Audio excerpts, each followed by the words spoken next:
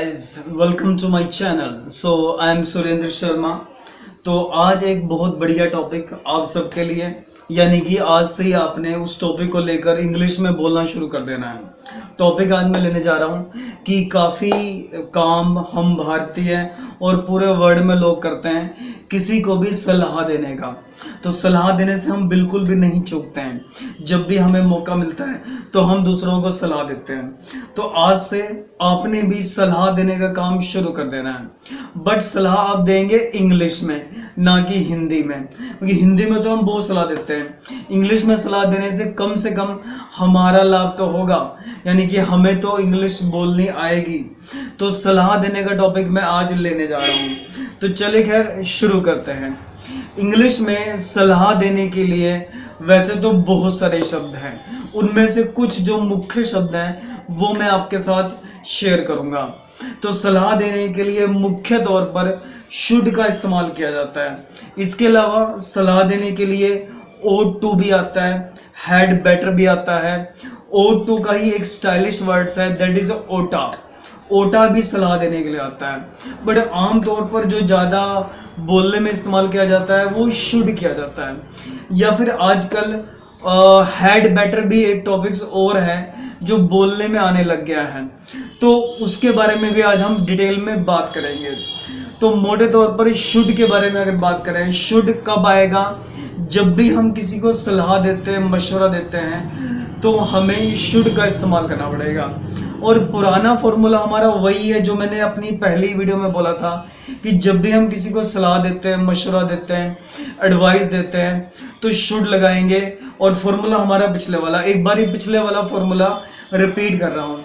Formula आपको मैंने बताया था WH family plus helping verb plus subject plus verb, और जो बाद में हमने बात करी थी तो फॉर्मूला वहाँ पर रखा था सब्जेक्ट प्लस हेल्पिंग वर्ब और प्लस वर्ब। तो उसमें हेल्पिंग वर्ब के तौर पर हम शुड लगा सकते हैं जब भी हम किसी को सलाह देंगे। और सब्जेक्ट आपको पता है, जैसे कि मैं हूँ, तुम है या वह है, तो वो क्या होंगे? सब्जेक्ट होंगे। और वर्ब यानी कि कोई भी काम, जैसे मैं कहूँ कि तुम्हें इंग्लिश बोलनी चाहिए, तो यू शुड स्पीक इंग्लिश, उसे बोलनी चाहिए ही शुड स्पीक इंग्लिश। तो शुड आमतौर पर एज ए हेल्पिंग वर्ब लगाकर हम शुड के साथ वाक्य बना सकते हैं।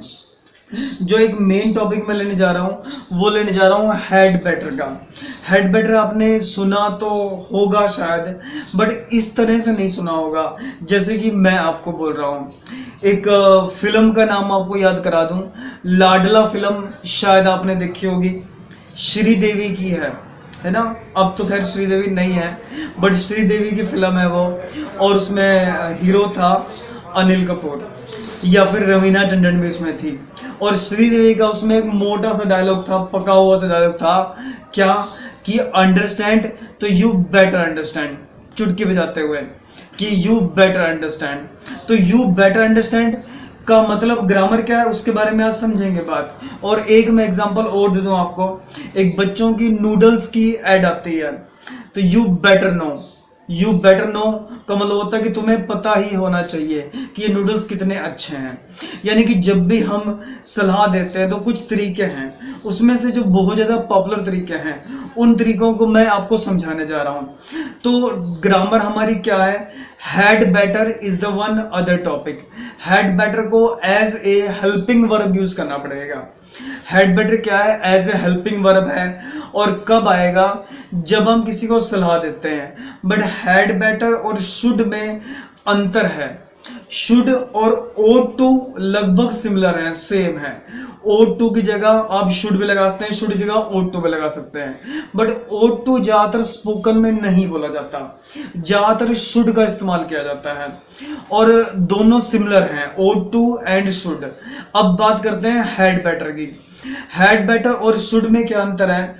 शुड से आप किसी को भी सलाह दे सकते हैं, किसी भी व्यक्ति को सजेशन देना हो, सलाह देनी हो, मशवरा देना हो, तो शुड के साथ दे सकते हैं।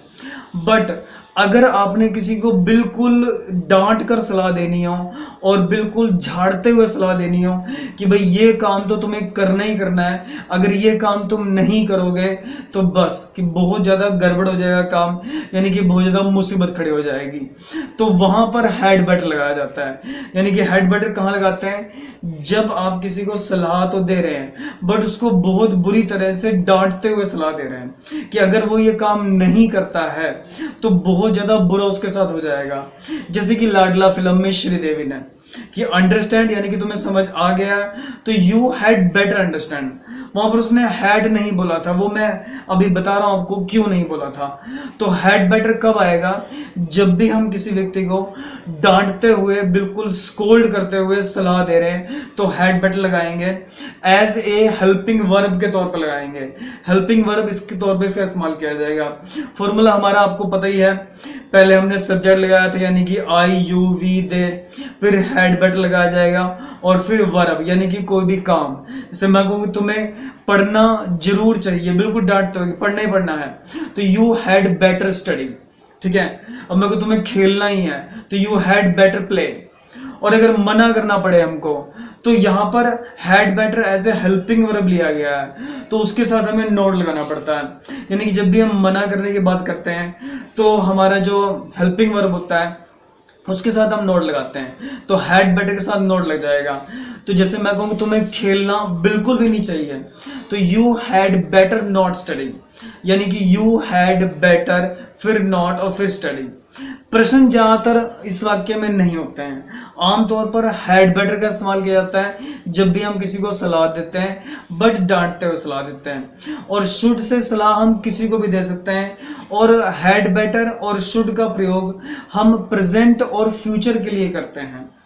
पास्ट की अगर हम सलाह देने की बात करेंगे तो पास्ट में हम शुड के साथ एक हैव और लगा देते हैं, और हैव के साथ जो नियम आपको पता ही है कि हैव के साथ हमेशा थर्ड फॉर्म लगाई जाती है, तो हैव के साथ हम थर्ड फॉर्म लगाएंगे। जैसे मैं कहूँ कि तुम्हें दवाई लेनी चाहिए थी तो you should have taken medicine, you should have taken medicine, यानी कि तुम्हें दवाई लेनी चाहिए, तुमने दवाई नहीं ली। जैसे कि आजकल कोरोना का टाइम है, अब किसी को अगर कोरोना बीमारी हो जाए तो अब उसे ये कहते हैं यार तुम्हें दवाई लेनी चाहिए थी, तुम्हें सोशल डिस्टेंसिंग को मेंटेन रखना चाहिए था, तुम्हें मास्क लगाना चाहिए था, तो you should have Warne mask, you should have के साथ थर्ड फॉर्म आएगी वॉर्न मास्क, तो ये तुम्हें मास्क क्या है पहनना चाहिए था। तो मोटी बात जो मैं कह रहा था वो हैड बेटर की बात कर रहा था। सलाह देने के लिए किसी को बिल्कुल झाड़ते हुए डांटते हुए अगर हम सलाह देंगे तो we have to use the had better, ठीक है। सिंपल तौर पे हेड बेटर सलाह देने के लिए आता है बट डांटते हो सलाह। अब थोड़ा सा हम 1% और आगे चलें, हेड बेटर सलाह देने के लिए आएगा डांटते हुए, बट फिर आप कह सकते हो सर उस फिल्म में तो श्रीदेवी ने सिर्फ इतना ही बोला था यू बेटर अंडरस्टैंड। अंडरस्टैंड हमारा जो है वर्ब है, तो यू यानी कि हमारा सब्जेक्ट और हेड बेटर हमारा क्या हुआ हेल्पिंग वर्ब हो गया, और डांटना हो गया यानी कि अंडरस्टैंड करना, जो अंडरस्टैंड किसी व्यक्ति को करना यानी कि समझना, तो वो हमारा एज ए वर्ब होगा। तो यू हैड बेटर अंडरस्टैंड बोलना चाहिए था, उसने हैड क्यों नहीं बोला। तो बोलते समय क्या करते हैं हम हैड को छोटे शब्दों में या वुड को छोटे शब्दों में डी के तौर पर इंडिकेट करते हैं।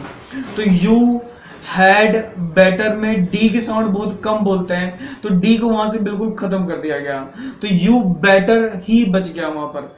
अंग्रेज लोग भी, खासकर जितने भी अंग्रेज लोग हैं फॉरेनर्स हैं, वो टी के साउंड्स, आर के साउंड्स और डी के साउंड्स अपने स्पोकन में बिल्कुल भी इस्तेमाल नहीं करते हैं। यानी कहीं पर भी आर लगाना पड़ेगा, टी लगाना पड़ेगा, डी लगाना पड़ेगा, तो वो बिल्कुल बोलते नहीं है। तो यहाँ पर भी हैड आ रहा है, हैड वैसे तो पास्ट को इंडिकेट करता है बट हैड बेटर यहाँ पर हमारा as a helping verb use किया जाएगा। तो यू हैड बेटर अंडरस्टैंड में हैड को वहां पर उसमें नहीं बोला है तो यू बेटर अंडरस्टैंड कर दिया है, यानी कि यू बेटर अंडरस्टैंड यानी कि तुमको 100% बात समझ में आनी चाहिए। तो हैड बेटर कब आएगा जब भी हम सलाह देंगे, किसी को डांटते हुए सलाह देंगे। तो इसकी वजह से उस फिल्म में प्लस जो नूडल्स की एड है उसमें भी हैड बेटर की जगह पर सिर्फ हैड को खत्म करके बेटर ही रह गया है। तो यू बेटर नो, यानी कि तुम्हें पक्के तौर पे ये बात पता ही होनी चाहिए कि इसकी वैल्यू क्या है, वो सब क्या है। तो had better, this is the use of had better. Had better हम किसी को डांटते हुए लगाएंगे। टॉपिक बहुत सारे हैं बट आमतौर पर शुड लगाएंगे। शुड भी एज ए हेल्पिंग वर्ब आता है, मना करने के लिए शुड के साथ शुड नॉट लगा देंगे, यानी कि शुडंट हो जाएगा।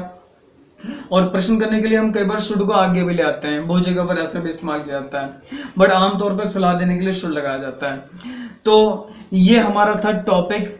ओट टू की एक छोटी सी बात मैं आपको और बता दूं, ओट टू शुड के इक्वल तो है, और ओट टू को एक स्टाइलिश वर्डों में स्लैंग में भी बोला जाता है। ओट टू को मिलाकर हम ओटा भी कह सकते हैं। ओटा का मतलब क्या होता है, सलाह देना, बट वो क्या है, एक स्लैंग है। स्लैंग का मतलब होता है किसी भी भाषा का एक बिगड़ा हुआ रूप, यानी कि टूटा फूटा रूप कह लो, तो उसको ओटा कहा जाएगा। स्टाइलिश वर्ड्स है वो। शुड का भी होता है बट बोलने में बिल्कुल भी नहीं आता। ओटा आता है एक दो बोल, मैं इंग्लिश मूवीज के एक बता रहा हूँ आपको। एक सॉन्ग बहुत ज़्यादा पहले, पुराना सॉन्ग कह लो, तो उसके डायलॉग कुछ उस तरह से हैं। उसने हैड बेटर को वहाँ पर, सॉरी हैड बेटर नहीं, वहाँ पर उसने ओट टू को स्लैंग के वे में यूज़ किया हुआ है। जैसे कि डायलॉग उसके हैं, nothing gonna change my love for you, you ought to know by now how much I love you। तो you ought to know by now how much I love you। तो ought to को उन्होंने क्या कर दिया, ओटा बना दिया। ओटा क्या आएगा, सलाह देने के लिए आएगा, यानी कि मेरे प्यार आज जैसा है वैसे ही बुढ़ापे तक रहेगा, लास्ट तक रहेगा, और कुछ भी उसमें बदलने वाला नहीं है। यू ओटा नो, यानी कि ये बात तुम्हें 100% तौर पर पता होनी चाहिए। तो सलाह देने के कुछ तरीके हमने इस वीडियो में अपने डिस्कस करें। तो मोटे तौर पर आप शुड लगाकर जब भी किसी को भी सलाह देनी चाहें तो दे सकते हैं। और आज से आपने क्या करना है, जो भी आपको मिले तो उसे इंग्लिश में ही सलाह देनी है, यू शुड और काम को ऐड करके। जैसे कि तुम्हें बोलना पड़े कि तुम्हें मास्क पहनना चाहिए, तो you should wear mask, simple. You ought to wear mask भी कह सकते हैं, या यू ओटा वियर मास्क भी कह सकते हैं। और हेड बेटर जब बिल्कुल डांट के कहें, दो थप्पड़ मार के कहें कि बहन पहन ले अच्छी तरह से, तब लगाएंगे हेड बेटर। तो ये हमारा आज का टॉपिक रहा। आई होप आपको अच्छी तरह से समझ में आ गया होगा। और किसी का कुछ डाउट्स हो तो, या कुछ और पूछना हो इसके बारे में, तो वो कमेंट सेक्शन में लिख के मुझे बता देगा या मैसेज कर देगा, जैसे भी है।